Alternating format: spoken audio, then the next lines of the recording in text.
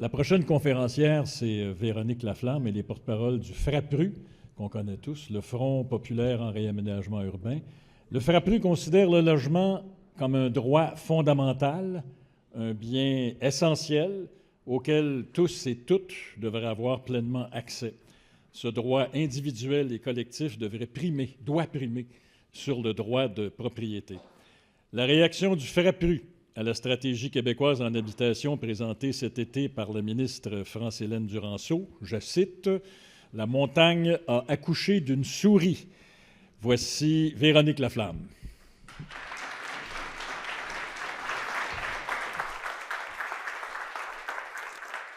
Bonjour tout le monde. Donc, le logement est un facteur de vulnérabilité face aux crises. Je pense que les différentes interventions de ce matin l'ont très bien exposé. La crise sanitaire nous l'a rappelé et là, on pensait à partir de là que plus jamais on oublierait à quel point les personnes les plus vulnérables sont les premières touchées quand il y a des crises et que peut-être on allait s'intéresser au mal logement, à l'insalubrité, au taux de surpeuplement des logements qui est en hausse et au fait que de si nombreuses personnes consacraient une part disproportionnée de leurs revenus pour se loger. Et non, après les reportages durant la crise sanitaire exposant les situations dramatiques, on a oublié et a fallu attendre quelques années avant qu'on s'intéresse à la crise du logement. Je vais y revenir. Alors aujourd'hui, on m'a demandé de vous parler plus précisément de cette crise du logement. Le sujet, finalement, a été bien amorcé déjà ce matin. Donc, actuellement, il y a deux crises majeures auxquelles on fait face. En fait, il y a une crise majeure, deux. Il y a la crise du logement et il y a la crise de l'itinérance. Ce sont deux crises en soi et on pense qu'il ne faut pas invisibiliser non plus la crise de l'itinérance, mais on a eu une intervention terrain très limpide sur le sujet ce matin. La crise du logement, on a commencé à en parler comme étant une crise de rareté. Et au FRAPRU, on trouve important de rappeler que c'est maintenant d'abord et avant tout une crise d'inabordabilité, avant même la pénurie extrême dans laquelle on se trouve maintenant depuis 2018, grosso modo, dans le cas des plus grandes villes, il y avait une situation préexistante avec un nombre effarant de ménages locataires qui, mois après mois, n'arrivaient pas à payer le loyer. On a des données, vous le savez, le FRAPRU, à chaque recensement, on fait un dossier noir sur le logement et la pauvreté. La situation était déjà connue. La spéculation immobilière, déjà avant la pénurie qui a débuté dans le cas de Montréal en 2018, faisait des ravages dans les quartiers. On a vu déjà les évictions frauduleuses, les rénovictions à Gatineau, Québec, Montréal. C'était connu, des comités logements, les tactiques frauduleuses utilisées pour augmenter les prix, chasser les locataires payant des loyers plus bas. Donc, cette crise-là, elle a commencé à faire parler d'elle quand les taux d'inoccupation ont commencé à baisser. Je ne vous ai pas mis de statistiques. On va avoir juste un petit tableau là, dans quelques instants sur les différentes statistiques. Mais au moment où on se parle, les taux d'inoccupation ont recommencé à monter et même si partout au Québec, on a rarement eu une pénurie aussi généralisée, ce qui nous inquiète plus particulièrement aujourd'hui, puis dans le cadre de ce symposium-là, c'est la composante inabordabilité, le fait qu'on assiste à un effritement majeur du parc de logements locatifs encore abordable et il y a une explosion du coût des loyers. Depuis 2018, on a une augmentation au Québec de 47 % du loyer moyen. Dans certaines villes comme Gatineau, c'est 70 %.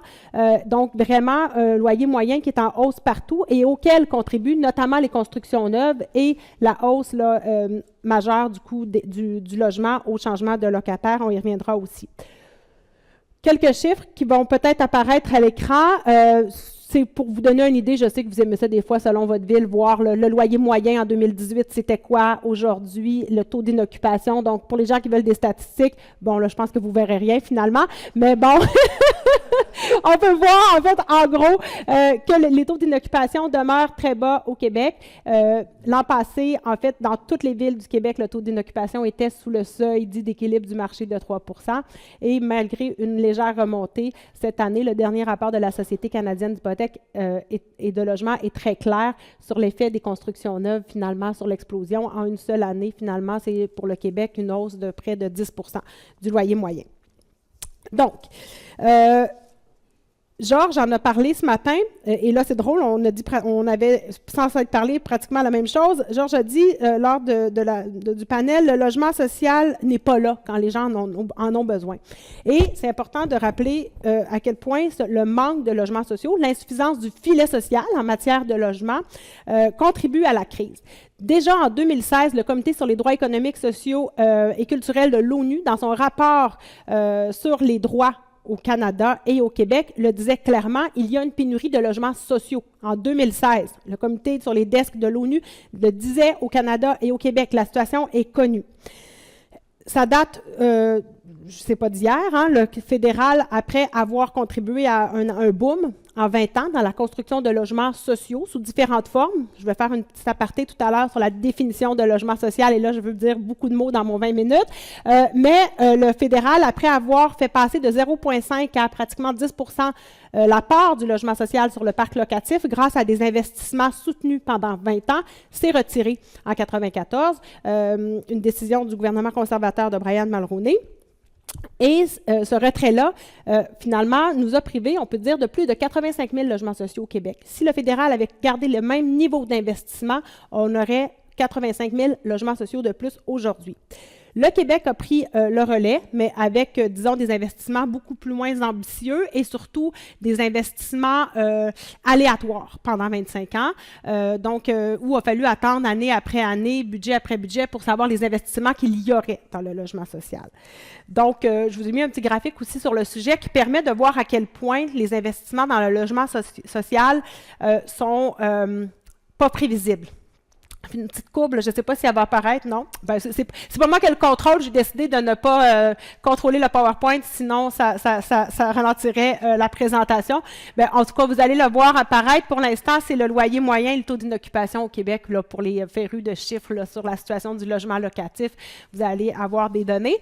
Mais en fait, ce qu'on voit là, ce qu'on va voir apparaître sous peu, c'est le fait que, en fait, depuis que le Québec a instauré son propre programme de logement social et communautaire en 1997, suite à la mobilisation populaire, il faut le dire, à laquelle a pris part le FRAPRU, bien, on a eu très peu de prévisibilité. Les premières annonces, avec la création du programme Accès Logis sous le Parti québécois, il y a eu 2 années où on a eu des annonces de 6 500 logements sociaux pour les années à venir, mais suite à cela, finalement, les investissements étaient toujours annoncés budget après budget, donc il n'y avait pas finalement de prévisibilité. On va reparler du gouvernement du Québec tout à l'heure, mais ça permet de voir là, sur les 25 dernières années, finalement, les annonces budgétaires au niveau du logement social et communautaire. La courbe en pointillé, bien, c'est le logement social et abordable, hein, parce qu'avec les anciens programmes, on était sûr que c'était du logement sans but lucratif, sous forme de coopératives, d'organismes sans but lucratif d'habitation ou de logements détenus par les offices d'habitation.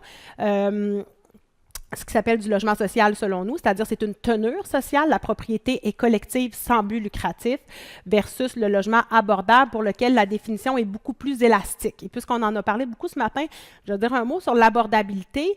Un logement abordable, qu'est-ce que c'est? Quand on regarde les définitions notamment de la SCHL, on ne devrait pas consacrer plus de 30 % de son revenu au loyer pour que notre logement soit abordable. Mais quand les gouvernements et les villes nous parlent de logement abordable, qu'est-ce que ça veut dire? On ne le sait pas vraiment. Ça dépend du programme. Et je vais en parler dans le cas du fédéral et je vais revenir dans le cas du Québec, mais il n'y a pas de garantie parce qu'on nous dit du logement abordable que le logement est réellement abordable au regard de la capacité de payer des ménages locataires. Alors, c'est pour ça que nous, on a des mises en garde importantes sur la généralisation de l'utilisation du terme abordable qui est venu d'abord du fédéral parce qu'on n'a aucune garantie que ça va répondre à toutes ces personnes vulnérables dont on parle aujourd'hui, à moins que le programme auquel on se rattache quand on parle d'abordabilité ait une définition qui soit adéquate. Ce qui n'est généralement pas le cas, on va y revenir aussi. Alors, on rentre au cœur de cette présentation sur les réponses gouvernementales et les non-réponses. On m'a dit que je peux aussi vous parler des non-réponses à la crise du logement. Ottawa, d'abord, il faut dire que la situation du logement locatif et la crise de l'itinérance étaient déjà bien implantées dans plusieurs grandes villes canadiennes avant 2018. Le gouvernement libéral a annoncé en 2017 une stratégie fédérale sur le logement. C'était une demande qui était portée depuis très longtemps par, entre autres, la société civile dans le reste du Canada, une demande que le FRAPRU a appuyée également, d'avoir une stratégie canadienne sur le droit au logement. Cette annonce-là, lors de l'annonce de la stratégie, on a quand même annoncé une volonté de baser la stratégie puis les interventions gouvernementales sur la reconnaissance du droit au logement, ce qui était quand même une première. Et ça a été présenté comme un plan d'investissement qui visait à permettre à un plus grand nombre de personnes au Canada d'avoir un chez soi. Et on voulait diminuer le nombre de ménages locataires ayant des besoins impérieux de logement. Force est de constater que la situation ne s'est pas améliorée depuis 2017. Je vais vous dire pourquoi, à mon avis. Et la stratégie qui était présentée au départ comme une stratégie de 72 milliards est chiffrée aujourd'hui à 115 milliards sur 10 ans. C'est beaucoup, beaucoup, beaucoup d'argent. Ça inclut là, les contributions des autres paliers de gouvernement quand le gouvernement fédéral fait ses calculs cependant. Mais quand même, il y a beaucoup d'argent, on va y revenir. C'est important pour relativiser les choix qui ont été faits, de se rappeler à quel point là, c'est des sommes importantes qui ont été prévues. Donc, que comportait la stratégie en 2017? D'abord, une annonce au niveau de l'allocation canadienne sur le logement. Plus tard, il y a eu un versement là, unique de 500 $ de cette allocation-là, mais dès le départ, la stratégie canadienne prévoyait une allocation canadienne sur le logement. Au final, cette allocation-là, elle a passé par des ententes avec les provinces. Donc, je vais revenir là, sur ces effets quand je vais vous parler de l'allocation québécoise sur le logement. Ensuite, les principaux programmes qui ont découlé de la stratégie fédérale sur le logement, c'était des programmes qui visaient principalement à encourager la construction. C'est bien de s'en rappeler, hein, parce que là, maintenant, tout le monde nous dit « Ah, il faut encourager la construction, construire », et là, on entend des élus au fédéral nous dire ça, mais c'est ce qu'on a fait avec la stratégie fédérale depuis 2017. Des programmes, dans le fond, qui nous parlaient de logements abordables.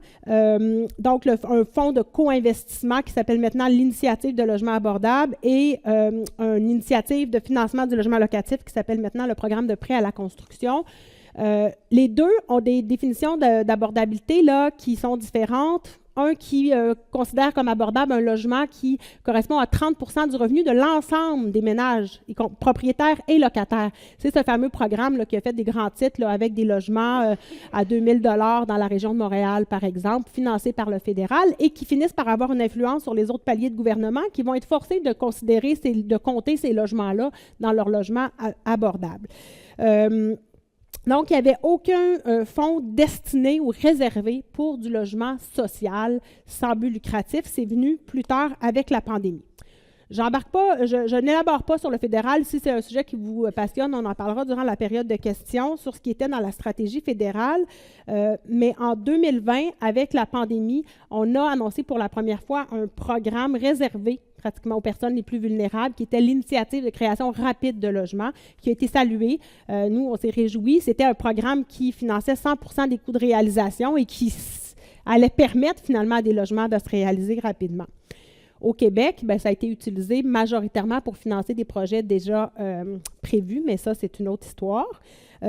Donc, il a fallu attendre à la mise à jour économique de 2023 pour que des sommes soient réservées au secteur sans but lucratif. Si on regarde là, la dernière année, il y a eu quelques annonces, malheureusement, qui n'auront peut-être pas encore le temps de donner des résultats, mais on a pour la première fois, là c'est une petite avancée, des fonds donc, qui sont réservés dans le fonds pour le logement abordable au secteur sans but lucratif et aux personnes plus vulnérables. Il y a aussi un programme coop fédéral.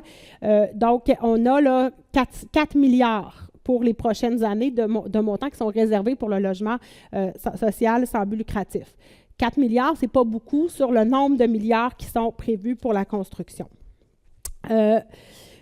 Donc, il y a un bon coup dans la stratégie fédérale. Dès le départ, il y a eu une préoccupation pour enfin, dans le fond, prévoir des investissements pour la protection des logements sociaux existants, ce qui était une lacune majeure et qui a mené, entre autres, au pitoyable état dans lequel se trouvent notamment certaines habitations à loyer modique. Donc, il faut le souligner, il y a des fonds avec cette initiative de logement, avec 2 initiatives de logement communautaire qui ont permis d'améliorer les conditions de logement de personnes vivant déjà dans des logements sociaux.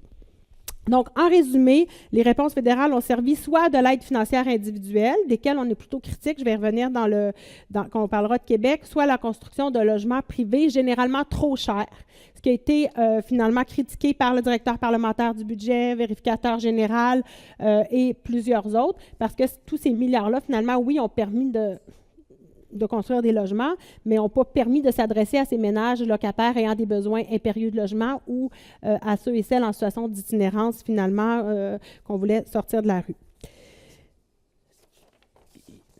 Je vais conclure sur une note positive. Quand même, une des mesures qui a permis d'avoir un petit peu de concret dans cette stratégie-là, c'est le fonds d'accélération pour la construction de logements.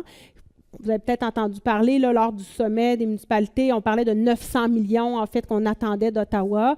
Donc, c'est une somme de 1,8 milliard qui, elle, a été annoncée plus tard dans cette stratégie fédérale sur le logement, qui était une nouvelle annonce, qui a été faite en 2023, si ma mémoire est bonne, et qui a permis, là, au Québec, dans le fond, d'annoncer 8 000 nouveaux logements sociaux et abordables dans sa mise à jour économique de 2023.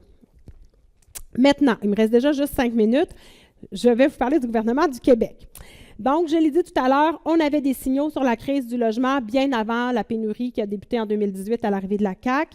Les besoins étaient connus et le nombre de ménages locataires qui consacraient plus de 30 % de leurs revenus pour se loger au Québec lors du dernier recensement, au moment où plusieurs recevaient de la PCU, là, ce qui a finalement aussi eu un effet sur les données du dernier recensement. Il y avait 373 000 ménages locataires au Québec qui payaient déjà trop cher pour se loger et avec un revenu médian annuel de moins de 25 000 Donc, malgré cela, malgré de nombreux mémoires, a fallu attendre en 2022 pour que le gouvernement du Québec, lui, reconnaisse la crise du logement. Donc, bien avant cette crise actuelle, on avait des trous bien identifiés dans les lois. Il en a été mention rapidement ce matin pour protéger adéquatement le parc locatif, mais aussi l'abordabilité des logements et les locataires qui y habitaient. Des locataires parmi les plus vulnérables qui payaient des loyers peu élevés, notamment des aînés, ont été évincés et se retrouvent aujourd'hui en situation d'itinérance. Depuis très longtemps, il n'y avait plus de programme de résidence étudiante. C'est important de le rappeler. C'est un enjeu, entre autres dans les villes étudiantes où la crise du logement sévit.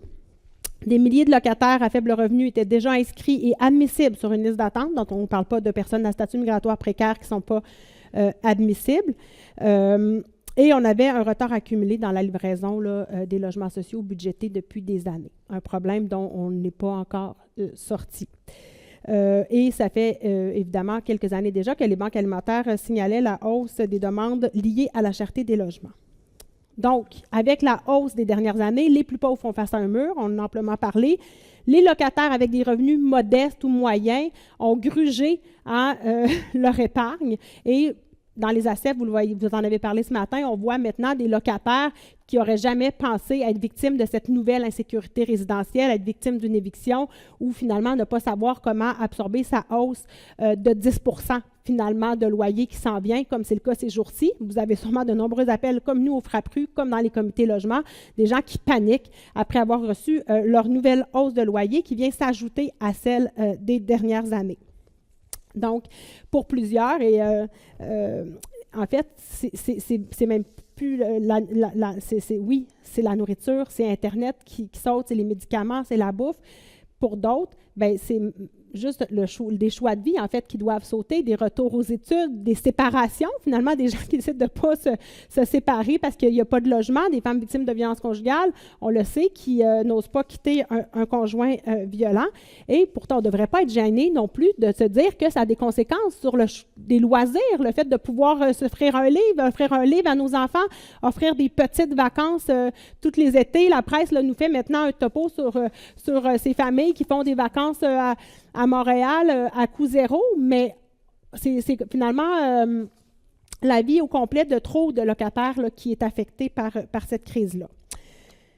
Donc, ce qu'on nous a présenté comme réponse à la crise du côté de Québec, ça va être très court. Bon, on a eu, c'est arrivé, la reconnaissance est arrivée tard, donc la réponse est arrivée tard aussi. D'abord, il y a une bonification temporaire de l'allocation logement. suite à une entente avec le fédéral. Donc, le fédéral a mis de l'argent. Fait que là, depuis des années qu'on demandait une bonification de l'allocation logement qui était en moyenne de 55 $. Et là, finalement, ça a été bonifié. Là, ça peut atteindre 170 $, mais c'est entre 100 et 170. Et là, on apprend, dans le dernier budget, on voyait que finalement, c'était temporaire, cette bonification-là. Donc, est-ce que, je ne sais pas jusqu'à quand. J'ai fait des petits calculs avec la hausse du loyer accordé par le TAL depuis l'annonce de l'allocation logement et juste les hausses de loyer depuis l'annonce de l'allocation logement ont dépassé le montant de la bonification de l'allocation logement. Donc, tu sais, cette aide-là financière individuelle qui soulage probablement les gens qui la reçoivent, actuellement, elle n'empêche pas vraiment les gens de s'appauvrir. Ça va directement dans les poches des propriétaires, mais même si c'est les relocataires qui la reçoivent, ça comble à peine la hausse des loyers. Hein? Donc, sans contrôle obligatoire des loyers, c'est un peu comme de l'argent jeté par les fenêtres. Une autre mesure, c'est on a financé des services d'aide à la recherche de logement. Je sais que certains ACF contribuent là, à ces services d'aide-là dans leur municipalité. Donc, enfin, le gouvernement a dit on va financer les services d'aide à la recherche de logement pour les gens qui se retrouvent sans logis. Mais on s'entend que c'est un plaster sur le bobo. Tu peux appeler quelque part, on te donne une liste de logements à louer, mais quand il n'y a pas de logement que tu peux te payer, t'es sauvé de rien. Hein? On a aussi investi enfin dans le logement social et abordable, parce que depuis l'arrivée de la CAQ, il y avait eu 500 nouvelles unités financées seulement. Ça coïncidait avec un virage vers l'abordable sur lequel je ne pourrais pas m'étirer, mais il y a eu un réinvestissement, là, le plus gros est celui-là de 8 000, qui est pratiquement qu'on avait vu juste une fois finalement depuis le retrait du gouvernement fédéral, 8 000 unités par année, mais malheureusement, il n'y a toujours pas de prévisibilité. Donc, on continue de mettre des investissements. On a mis un petit peu d'argent dans le logement social et abordable. On a changé le programme qui ne marche toujours pas. Puis, on a commencé à dire ces unités-là, on va les octroyer, dans le fond, par décrets gouvernementaux. Fait qu'on choisit un peu avec qui on veut traiter, puis on donne des unités. Mais il n'y a pas eu d'appel public de projet depuis juin 2023. Donc, avant l'annonce de ces 8 000 unités-là. Donc, on navigue un peu à vue dans la gestion, finalement, des unités de logement social et abordable, ce qui fait une différence pour les communautés dans lesquelles vous êtes, où les gens se mobilisaient pour mettre sur pied des projets, entre autres. Mais là, actuellement, c'est extrêmement difficile parce que, finalement, il faut attendre un appel de projet dans le cadre du nouveau programme d'habitation abordable. Et, finalement, il y a une nouvelle approche là, qui favorise à la pièce certains développeurs, incluant du privé. Mais quand même, il y a eu un nombre d'unités important. Et ce qui est important de dire, c'est qu'on n'a plus de garantie d'accès. Avec ce nouveau virage vers l'abordable, il y a peu de garantie d'accès pour les ménages à faible revenu les plus vulnérables. À peu près au même moment, on a fusionné le programme de PSL, le supplément au loyer, qui était, avant, il y avait quelques unités dans le privé, puis les suppléments au loyer dans l'ancien programme de logement social et communautaire, Accès Logis, étaient intégrés dans le programme, ce qui fait que chaque projet devait avoir un minimum, dans le fond, de logements subventionnés. Là, maintenant, il n'y a plus cette garantie-là. Donc, ça rend les choses difficiles, en particulier pour certains projets. Entre autres, je pense à un projet pour, comme qui ont besoin de PSL, qui voudraient faire 100 % de logements subventionnés. Bien, ça rend extrêmement difficile la mise sur pied de projets. Donc, on est dans un nouveau contexte où on n'a pas véritablement de programme de logement abordable qui nous garantirait de protéger les ménages les plus vulnérables. On a un nouveau mode d'octroi des fonds publics problématique. Pas de contrôle démocratique garanti, la pérennité même est questionnable. Et ces unités-là dont on nous parle aujourd'hui, on n'a pas la garantie qu'elles vont répondre aux mêmes besoins auxquels le logement social et communautaire répondait auparavant. Donc, il y a beaucoup d'incertitudes pour les ménages les plus vulnérables dont on parle depuis ce matin. En conclusion, je dirais que pour le logement, comme pour l'itinérance, il aurait fallu agir en amont. Hein? Même chose là, pour la politique de lutte à la pauvreté, la politique de lutte à l'itinérance. C'est très clair depuis longtemps qu'il faut se baser sur le respect de droits fondamentaux, le droit à un revenu suffisant, le droit au logement. Donc, le logement social en nombre suffisant permettrait, dans le fond, est un facteur de protection contre les crises. crise sanitaire, crise climatique, crise du logement qu'on vit, la crise de l'itinérance. Actuellement, ce qu'on voit, c'est que ce manque de logements sociaux-là, qui est aussi, dont j'ai très peu parlé du marché privé, mais qui coexiste avec l'insuffisance de contrôle du marché privé, fait en sorte que les locataires sont abandonnés finalement face à ces loyers de plus en plus chers et qu'on peut craindre là, des cas de non-paiement qui vont aller en hausse, mais devant un non-paiement, il n'y a pas de solution, tu es évincé, puis là, ben, tu n'as pas de filet social où aller. Donc, on est vraiment actuellement à la croisée des chemins. Il faut agir à tous les niveaux avec des mesures structurantes fortes. Et c'est ça qui a manqué jusqu'ici, c'est des mesures réellement structurantes qui vont avoir un effet, puis il faut le prévoir dans le temps aussi pour s'assurer finalement qu'on va le reconstruire, ce filet-là, puis que ce parc de logement social-là va servir comme rempart, tout comme les 169 000 logements sociaux qu'on a déjà agissent aujourd'hui comme rempart dans nos quartiers. Je pense à tous les gens qui peuvent aujourd'hui demeurer dans Villeray, dans Saint-Henri, dans Hochelaga-Maisonneuve, dans les quartiers centraux de Québec, grâce à leur logement social, à ces logements-là qui sont dans des endroits aujourd'hui où il y a beaucoup de spéculation qui permettent finalement d'agir comme un frein. Mais c'est sûr que ces logements-là, c'est un patrimoine collectif majeur. Le problème, c'est qu'il n'y en a pas assez. Alors, tout à l'heure, on parlait d'avoir un plan. Qui nous a parlé ce matin de dire, bien, ça prend un plan. Nous aussi, on veut un plan, puis on en a un. Hein? C'est qu'on dit qu'il faut travailler pour faire progresser la part du logement social sous toutes ses formes, pour que d'ici 15 ans, au lieu d'être 11 % du parc de logements locatifs, ce soit 20 % puis qu'on réponde à une diversité de besoins, mais qu'on n'oublie pas les plus vulnérables. Parce qu'actuellement, beaucoup de gens nous parlent d'atteindre 20 % mais voudraient qu'on réponde en premier à ceux qui peuvent payer des loyers dits abordables, plus chers. Mais là, aujourd'hui, on parle de personnes qui sont les plus vulnérables, puis c'est celles-là qu'on a négligées pendant trop longtemps. Alors, pour répondre à ces besoins-là, c'est sûr que ça va coûter plus cher et que ça prend des investissements gouvernementaux avec des programmes et des balises qui vont nous donner ces garanties-là. Je conclurai en disant que dans un contexte de rigueur budgétaire et de privatisation de l'aide au logement auquel on a assisté, bien, il faut justement résister à cette tentative-là, à cet appel du pied, peut-être, du ministère des Finances, d'en faire plus avec moins.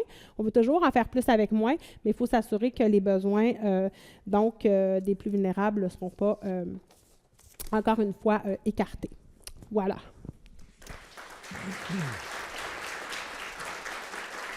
Je viens de voir que je suis 5 minutes over. Je suis désolée, Maxime. On peut prendre 2 ou 3 questions. Je suis allée en surface là, sur les réponses gouvernementales. Alors, si vous avez un dada particulier, n'hésitez pas. Est-ce qu'il y a des questions pour Véronique Laflamme? Hein? Pas de questions?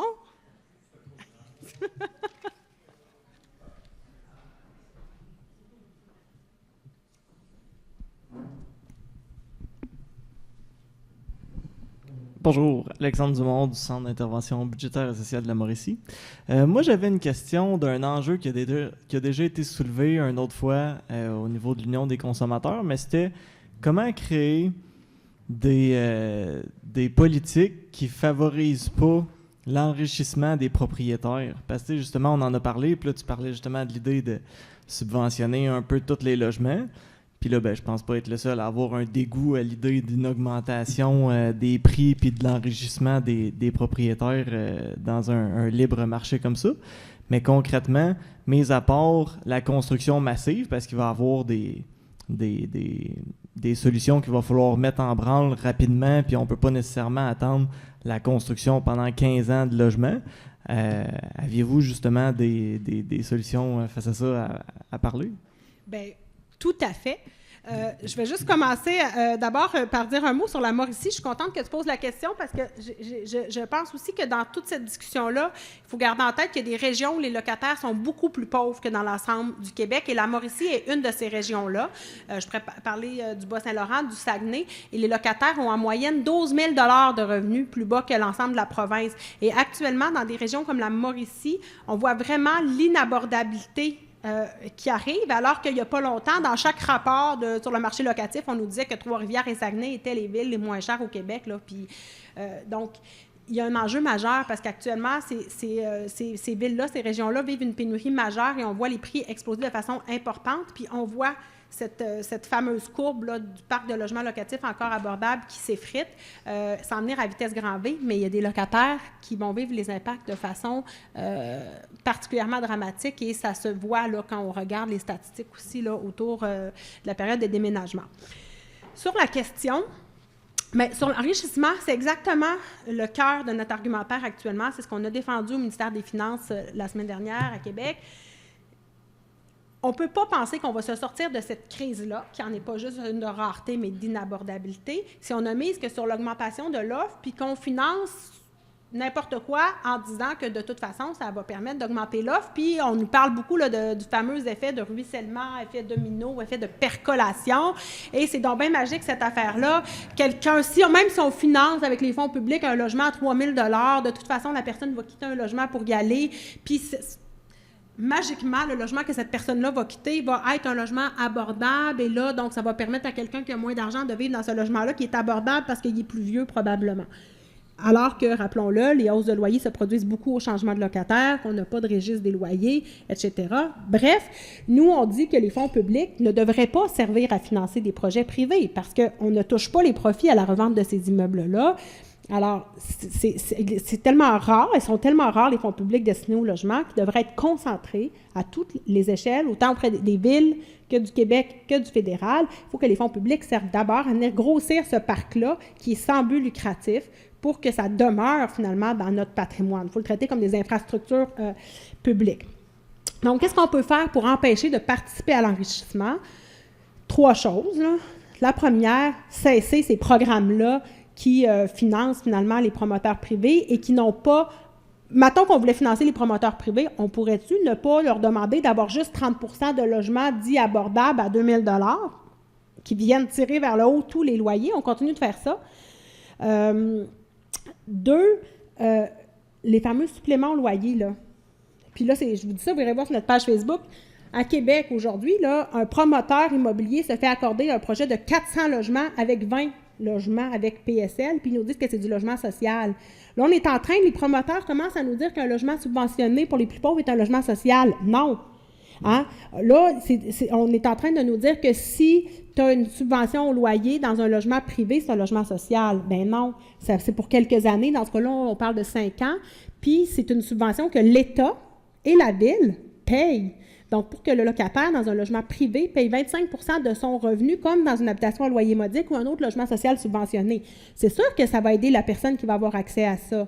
Mais je ne suis pas sûre, moi, que j'aurais le goût d'être une des 20 personnes sur 400 d'un projet complètement inabordable. Mais bon, ensuite de ça, 2, c'est beaucoup d'argent parce que là, maintenant, actuellement, avec le taux d'inoccupation qu'on a, c'est 150 % du loyer médian que ton loyer peut atteindre. Puis c'est le gouvernement qui paye, mais il n'y a rien qui nous revient comme société. Donc ça contribue à l'enrichissement des promoteurs privés. Selon nous, les PSL, eux aussi, sont très rares et il faudrait qu'on les réserve d'abord au logement social et communautaire. Puis troisièmement, un vrai contrôle des loyers. Puis revoir la méthode de calcul, parce qu'actuellement, il y a quasiment un enrichissement automatique avec la méthode de calcul, et là, les gens qui ne pouvaient déjà plus, on a entendu tout à l'heure M. Ouimet sur les statistiques de gens là, qui étaient endettés, qui étaient 4 sur 10 qui étaient locataires. Les gens, là, ils ne pourront pas payer les hausses qui s'en viennent, et là, il n'y a rien qui les attend. Donc, il faut absolument qu'on s'attaque à cette question-là du prix des loyers, puis qu'on donne les outils minimalement de faire respecter les protections législatives comme la section G du bail. Voilà. Merci beaucoup, Véronique Laflamme.